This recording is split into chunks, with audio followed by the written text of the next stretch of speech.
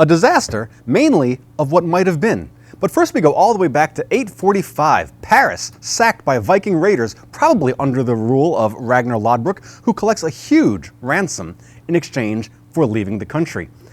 To 1978, the U.S. Supreme Court hands down possibly the most controversial decision of the last 50 years.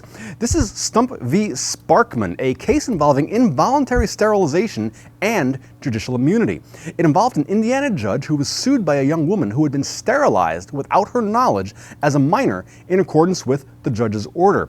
Judge Harold Stump granted a mother's petition to have a tubal ligation performed on her 15-year-old daughter, who the mother said was a little bit slow. The petition was granted the same day that it was filed. Stump did not hold a hearing to receive evidence or appoint a lawyer to protect the daughter's interests. The daughter underwent the surgery a week later, having been told she was going to have her appendix removed. When the daughter remarried, she failed to become pregnant and learned that she had been sterilized back in 1971. The daughter and her husband sued the judge and others associated with the sterilization. The Supreme Court justices ruled that judges could not be sued for their judgments.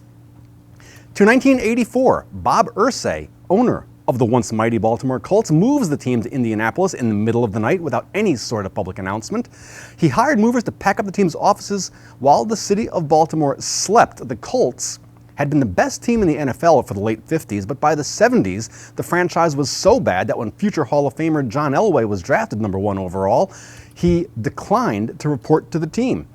In 1984, Irsay asked the city of Baltimore to pay for improvements to Municipal Stadium, which didn't really go very well. And on March 28th, the Maryland legislature passed a law allowing the city to seize the team from Irsay.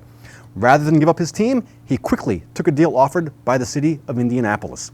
And finally, now we go to 1979 for this. An accident in the water cooling system at the 3 Mile Island nuclear power plant in Harrisburg, Pennsylvania, forced the company to call a general emergency and shut down part of the plant for an unspecified period. It roared with a tremendous roar of releasing steam. It woke me up, and I looked out the window and I saw this huge column going up in the air and roaring. Everything is under control. There is and was no danger to public health and safety. There was a small release of radiation to the environment. That, of course, was 3 Mile Island in Pennsylvania. A coolant leak at the #2 reactor outside Harrisburg led to the core overheating and partially melting down. There were no fatalities, and locally there were no elevated radiation levels detected, but the near disaster effectively doomed the future of nuclear power in the United States. That is your look back in history, and I am Donald Eng.